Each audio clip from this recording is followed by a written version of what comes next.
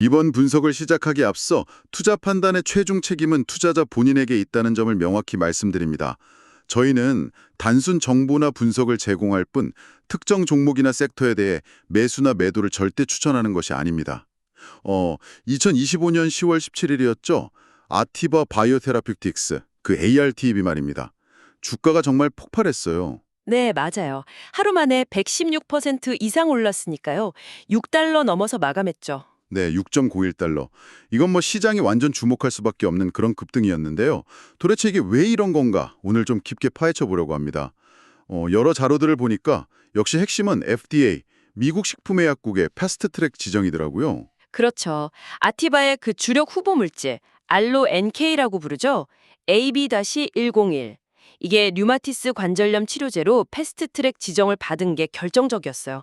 그것도 그냥 류마티스가 아니라 치료가 잘 안 되는 불우성 류마티스 관절염 쪽으로요. 맞습니다. 그래서 오늘 저희는 여러분께서 제공해 주신 이 정보들을 가지고 이 사건의 배경부터 의미까지 좀 자세히 들여다보려고 합니다. 아티바 기술이 뭔지, 임상 계획은 어떤지, 또 돈은 충분한지, 시장 상황은 어떤지 이런 것들이요. 네, 다각적으로 분석해 볼 필요가 있죠. 여러분께서 이 정보를 통해서 좀 중요한 통찰을 얻어가시는 게 저희 목표입니다. 자, 그럼 한번 시작해 볼까요? 역시 제일 먼저 짚어야 할 게 이 주가 폭등의 도화선이 된 FDA 패스트트랙 지정이겠죠. 특히 그 불응성 류마티스 관절염 치료제로 알로 NK가 지정됐다는 거. 이게 정확히 어떤 의미가 있는 건가요? 네, 그 패스트 트랙이라는 게 말 그대로 좀 빠른 길을 열어주는 제도인데요. 심각한 질병을 치료하거나 아니면 기존 치료법으로는 부족했던 부분, 그런 미충족 의료 수요를 해결할 가능성이 보이는 신약 후보 물질에 주어지는 겁니다. 가능성이 보이는 약물에 좀 더 속도를 내게 해준다 이런 거군요. 그렇죠. 지정되면 일단 FDA랑 훨씬 더 긴밀하게 그리고 자주 소통할 수 있게 돼요. 뭐 임상 설계를 어떻게 할지, 어떤 데이터를 내야 할지 이런 거에 대해서 굉장히 신속하게 피드백을 받을 수 있는 거죠. 개별 과정에서 시간이나 비용을 많이 줄일 수 있겠네요. FDA랑 계속 이야기하면서 가니까요. 맞습니다. 그리고 또 하나 정말 중요한 게 그 롤링 리뷰라는 기회를 얻을 수도 있다는 건데요. 롤링 리뷰요? 그건 뭔가요? 보통은 신약 허가 신청하려면 임상 자료 같은 모든 서류를 다 100% 준비해서 한꺼번에 딱 내야 심사가 시작되거든요. 네, 그렇죠. 근데 이 롤링 리뷰 대상이 되면 준비된 부분부터 순서대로 제출하고 FDA가 그걸 바로바로 검토하기 시작해요. 그러니까 모든 게 완료될 때까지 기다릴 필요가 없는 거죠. 최종 허가까지 걸리는 전체 시간을 상당히 줄일 수 있는 아주 큰 이점입니다. 와, 그건 정말 실질적인 혜택이네요. 개발 기간 단축에 직접적인 도움이 되겠어요. 네. 근데 여기서 더 주목해야 할 점이 있어요. LONK가 자가 면역 질환의 원인 중 하나인 B세포를 고갈시키는, 그러니까 B세포 수를 줄이는 방식으로는요. 류마티스 관절염 분야에서 최초로 패스트트랙 지정을 받았다는 거예요. 비세포 고갈 기전으로는 처음이다. 네, 이 최초라는 게 중요합니다. 아티바가 이 특정 치료 방식에서는 시장을 선도할 수 있는 소위 계열 최초 약물이 될 가능성을 FDA가 어느 정도 인정해줬다, 이렇게 볼 수 있는 신호거든요. 계열 최초 가능성, 그래서 시장이 더 열광했던 거군요. 그렇다면 이 알로NK라는 기술 자체는 뭐가 그렇게 특별한 걸까요? 자료에 보면 계속 기성품, 업더쉘프 형태의 동종률의 NK 세포 치료제라고 나오는데 이게 우리가 좀 들어봤던 다른 세포 치료제, 뭐 카티 같은 거랑은 어떻게 다른 건지 좀 설명해 주시죠. 네, 가장 큰 차이는 세포를 어디서 가져와서 어떻게 만드냐에 있습니다. 그 카티 같은 경우는 대부분 환자 본인의 T세포를 뽑아서 유전자를 조작한 다음에 다시 넣어주는 방식이죠. 자가요래 방식이라고 해요. 환자 한 명 한 명에게 맞춰서 만드는 거죠. 네, 맞춤형 생산. 반면에 알로-NK는 건강한 사람, 기증자에게서 얻은 재대열에 있는 NK세포, 그러니까 자연살의 세포를 써요. 이걸 실험실에서 대량으로 키우고 잘 관리해서 얼려두는 겁니다. 동결 보존 상태로요. 미리 만들어 놓고 필요할 때 그냥 꺼내 쓰는 거군요. 기성품이라는 말이 딱 맞네요. 바로 그겁니다. 그래서 동종률의 방식이라고 하는 거고요. 환자마다 따로 만들 필요가 없는 거죠. 또 다른 특징은 유전자를 막 바꾸거나 하지 않고 원래 자연 상태의 NK세포를 쓴다는 점이에요. 다른 NK 치료제 중에는 특정 암세포를 더 잘 공격하게 하려고 유전자를 편집하는 경우도 있거든요. 유전자 조작 없이 자연 그대로의 NK 세포를 쓴다. 그것도 특징이군요. 그럼 이게 실제로 몸 안에서 어떻게 작동하는 건가요? 그 원리가 궁금한데요. 그 작동 원리가 또 흥미로운데요. 핵심은 우리 몸의 면역 반응 중 하나인 항체 의존성 세포 독성, ADCC라고 부르는 걸 확 높여주는 데 있어요. ADCC요? 네. 류마티스 관절염 같은 자가 면역 질환은 면역계가 자기 몸을 공격하는 거잖아요. 그때 문제를 일으키는 세포 중 하나가 B세포인데 이 B세포를 딱 표적으로 삼는 항체 치료제가 있어요. 예를 들면 리톡시맙 같은 거요. 아, 네, 들어봤어요. 이 리톡시맙 같은 항체랑 알로 MK를 같이 쓰는 겁니다. 항체가 먼저 병든 B세포에 가서 딱 달라붙으면 알로 NK 세포가 그 항체를 알아보고 B세포에 가서 훨씬 더 강력하게 파괴시키는 거죠. 아, 그러니까 알로 NK 혼자 싸우는 게 아니라 기존 항체 치료제를 도와주는 역할이군요. 그렇죠. 일종의 지원군 역할이라고 보시면 돼요. 항체 혼자서는 좀 힘든 B세포까지 알로 NK가 도와서 효과적으로 제거하는 거죠. 아티바 쪽에서는 이걸 통해서 Deep B-cell depletion, 그러니까 아주 깊고 오랫동안 B세포를 제거하는 효과를 낼 수 있다고 보고 있어요.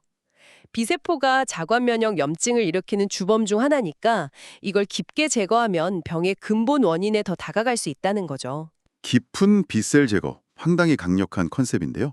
그럼 아까 말씀하신 그 기성품이라는 특성이 실제 치료 현장에서면 어떤 장점으로 나타날 수 있을까요?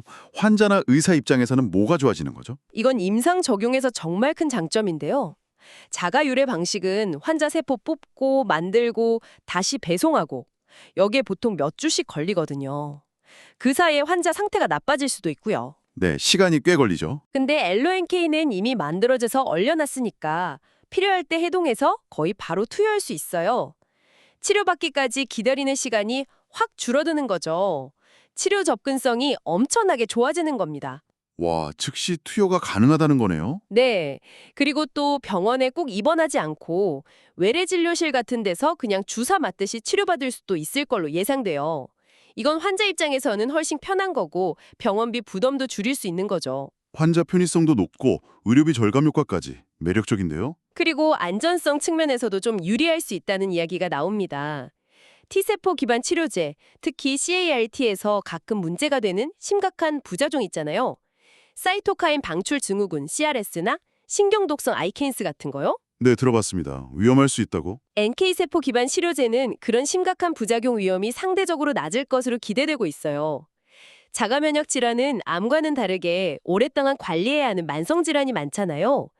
그런 면에서 보면 LONK의 안정성 프로파일이 장기 치료에 더 적합할 수도 있다는 평가가 있는 거죠. 그렇군요. 규제 쪽에서도 패스트 트랙으로 지원받고 기술 자체도 혁신적이고 그럼 아티바의 다음 스텝은 뭔가요? 이 좋은 기술을 진짜 약으로 만들려면 임상시험을 잘해야 할 텐데 구체적인 계획 같은 게 나왔나요? 네, 아티바가 앞으로 중요한 임상 데이터 발표 일정을 꽤 명확하게 제시했어요. 특히 앞으로 한 1년 정도가 이 기술의 진짜 가치를 보여주는데 아주 중요한 시기가 될 것 같습니다. 아, 중요한 발표들이 예정되어 있군요. 네, 우선 2025년 11월 중순? 그러니까 정말 얼마 안 남았죠? 이때 지금 진행 중인 여러 자가면역 질환 임상, 그러니까 류마티스 관절염, 루푸스, 쇼그렌 증후군 이런 환자들 20명 이상에게서 얻은 초기 데이터를 공개한다고 해요. 초기 데이터면 주로 안전성 같은 걸 보겠네요. 맞아요. 주로 알로 NK가 안전한지 그리고 몸 안에서 실제로 B세포를 얼마나 잘 없애는지 같은 거요. 약이 어떻게 작용하는지 보여주는 중계 데이터라고 하죠. 실험실 결과랑 실제 인체 반응을 연결해주는 그런 데이터요. 이게 첫 번째 중요한 관문이 될 겁니다. 네, 첫 번째 관문. 그 다음은요? 그리고 더 결정적인 발표는 2026 상반기에 있을 예정입니다. 이때는 이제 불응성 류마티스 관절염 환자 15명 이상을 대상으로 알로-NK 치료 후에 실제 증상이 얼마나 좋아졌는지, 즉 임상적 반응률 데이터를 발표할 계획이에요. 아, 이게 진짜 효과가 있는지 보여주는 데이터군요. 그렇죠. 만약 여기서 결과가 잘 나온다면 아티바는 이 데이터를 가지고 FDA랑 최종 허가를 위한 대규모 임상시험, 중추적 임상시험, 페보털 트라이얼이라고 부르는 마지막 단계 임상시험을 어떻게 설계할지 본격적으로 논의하게 될 겁니다. 그렇군요. 그럼 이 두 번의 데이터 발표가 정말 중요하겠네요. 시장의 기대감을 계속 이어갈 수 있을지 아니면 실망할지 결정되는 시점이 되겠어요? 정확합니다.